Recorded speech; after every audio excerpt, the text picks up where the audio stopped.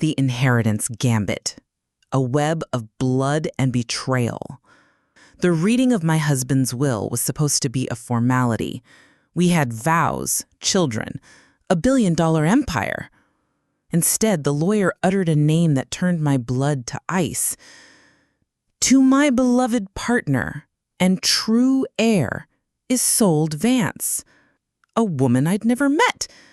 While I stood there, stripped of everything, clutching the hand of our son who needed constant care, the man I'd built a life with had been building a lie.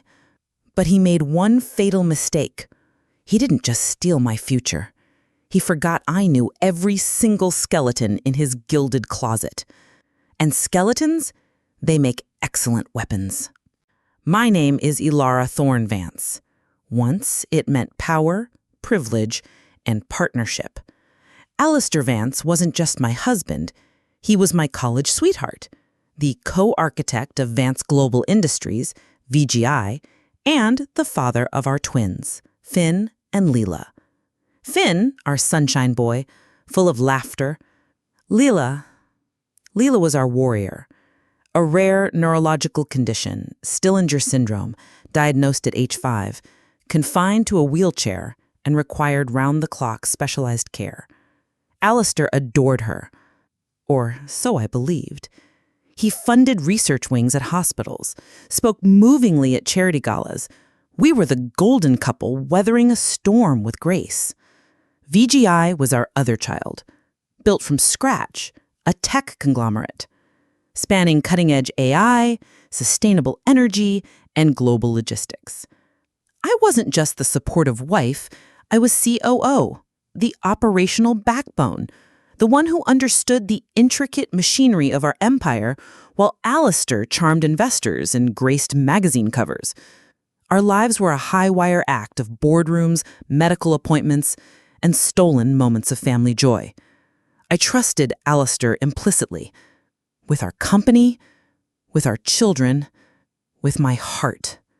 Then, on a seemingly ordinary Tuesday, Alistair collapsed during a shareholder meeting.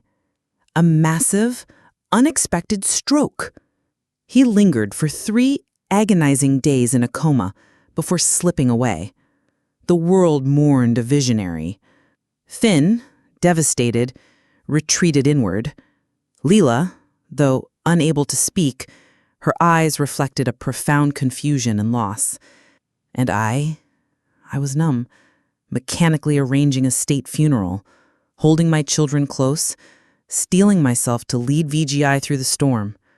The reading, without a doubt, shattered that numbness. Held in the imposing, oak-paneled office of Sterling & Croft, VGI's longtime legal firm, senior partner Arthur Finch delivered the blow with practiced solemnity. Alistair's vast fortune, controlling shares in VGI, properties, offshore holdings, liquid assets, was bypassed me and the children entirely. It was bequeathed, in its staggering entirety, to Isolde Vance. Finch presented documents. A marriage certificate from Costa Verde dated 7 years prior, photos of Alistair and a stunning raven-haired woman, even birth certificates for twin boys aged 6 named Alistair Jr. and Cassian Vance. The evidence was overwhelming, impeccably legal. I was erased. Our children were disinherited. Leela's specialized care fund? Gone. Finn's college trust? Vanished. Our homes belonged to a stranger. The betrayal was seismic. Not just infidelity, but a meticulously planned years-long double life. While I managed crises and cared for Leela, Alistair had built another family, another reality. The research wings? Tax write-offs and PR. The charity speeches? A smokescreen. He hadn't just cheated, he had calculatedly ensured his true family would inherit everything, leaving his disabled daughter and grieving son destitute. The man I loved was a masterful illusion, and his final act was the cruelest trick of all. Grief curdled into a terrifying, focused rage. It wasn't just about the money, though securing Leela's future was paramount. It was about justice, It was about exposing the monstrous lie Alistair had woven and shattering the life he'd built on our ashes. But Isolde Vance wasn't just a beneficiary. She was protected by Sterling and Croft, by VGI's board, some loyal to Alistair's memory, others already eyeing the power vacuum, and by the sheer impenetrable legality of the will.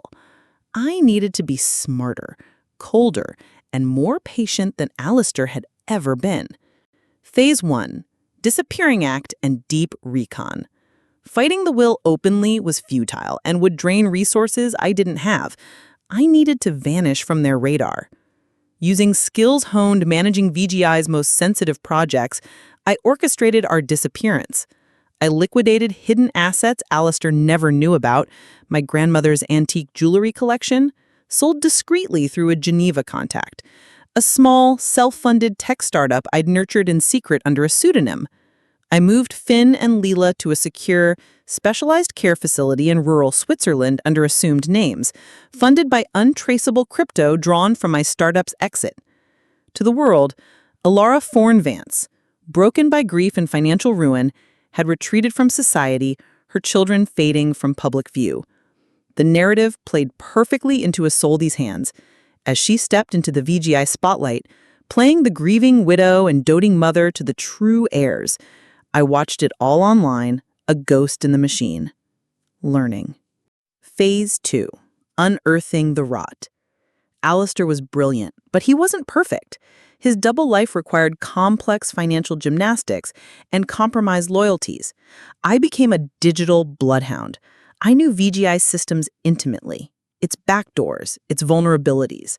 I infiltrated not just VGI's servers, but Sterling and Croft's, targeting Arthur Finch's personal files. Months of relentless probing revealed the first crack. Payments. Massive, regular, untraceable payments funneled through VGI subsidiaries, through shell companies in the Caymans, eventually landing in accounts controlled by Arthur Finch. Alistair hadn't just married Isolde.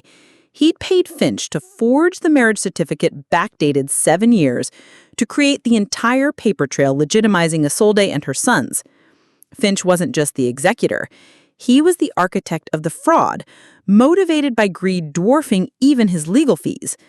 This wasn't just betrayal, it was conspiracy. But I needed more. I needed proof that shattered the narrative completely. I focused on the twins, Alistair Jr. and Cassian. Their birth certificates listed Alistair as the father. But was he? I accessed private medical databases, a skill acquired through hefty payments to a disgruntled lab tech whose silence I ensured. I found prenatal records for Isolde dating back before her supposed marriage to Alistair. Buried within was a paternity test request. The result? Negative. Alistair Vance was not the biological father of Isolde's twins. He'd known it. He had knowingly disinherited his own flesh and blood for children who weren't his, to secure his image and control with a pliable heir. The depth of his deception was horrifying. Phase 3, The Poison Chalice, Part 1, Finch. Finch was the linchpin. His reputation was his armor. I decided to make him implode. Using his own greed against him, I created a fictitious, ultra-wealthy client, the Carthage Trust, seeking discreet offshore wealth management for ethically questionable gains. I lured Finch through an encrypted channel, promising astronomical fees. My digital ghost, Maya, played the rootless intermediary. Finch, smelling the biggest payday of his corrupt career, took the bait. He proposed intricate schemes, mirroring the methods he'd used for Alistair. Every incriminating suggestion, every instruction to bypass regulations was meticulously recorded in our secure communications, a vault I controlled. Then I escalated. Maya demanded Finch move a massive sum immediately, citing an emergency. Greed overpowered caution. Finch attempted to divert funds from a real client account at Sterling and Croft, a dormant trust fund belonging to a notoriously litigious tech mogul. The moment the transfer initiated, I triggered anonymous alerts to the mogul's lawyers, financial regulators, and major news outlets detailing the attempted theft and providing a leak of Finch's damning communications with the Carthage Trust. Finch wasn't just exposed as corrupt, he was caught red-handed attempting grand theft. His arrest was swift, spectacular, and splashed across every financial news feed. Sterling and Croft imploded overnight. Phase 4, The Poison Chalice, Part 2, Isolde and VGI. With Finch gone, Isolde was vulnerable, but VGI's board was rallying around her, desperate for stability. I needed to fracture VGI from within and expose Isolde's foundation as sand. I unleashed the evidence systematically. 1. The paternity bomb. Anonymous packages containing the prenatal records and DNA test result were delivered to every VGI board member, major shareholder, and prominent financial journalist. The cover note: who is Isolde Vance protecting, and who truly owns VGI? 2. The financial rot.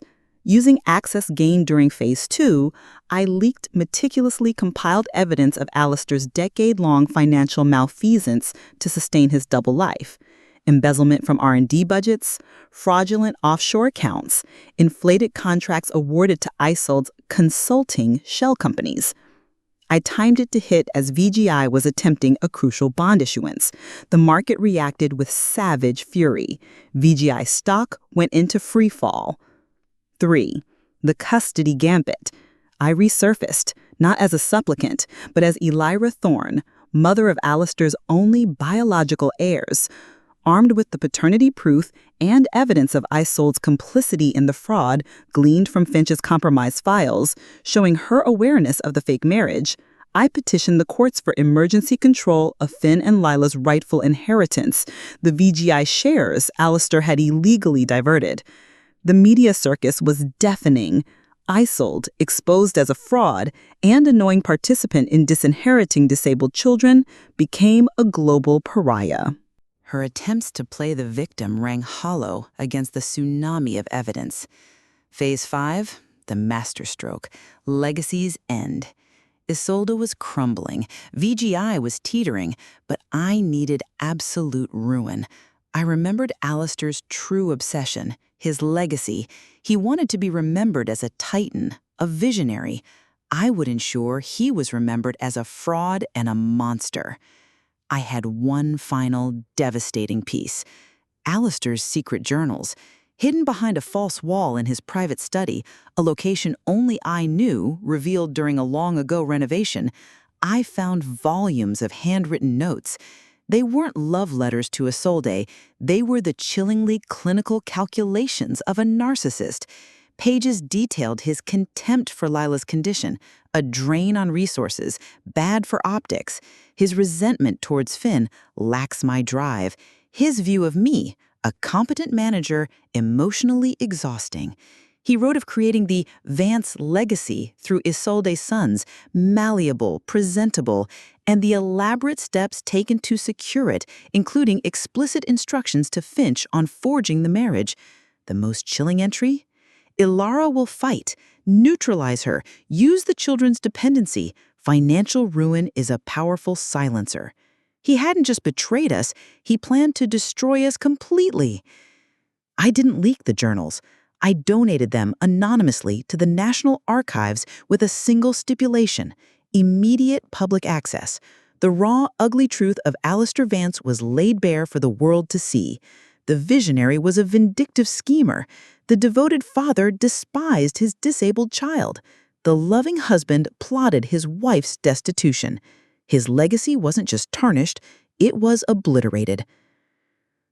The aftermath. The fallout was apocalyptic.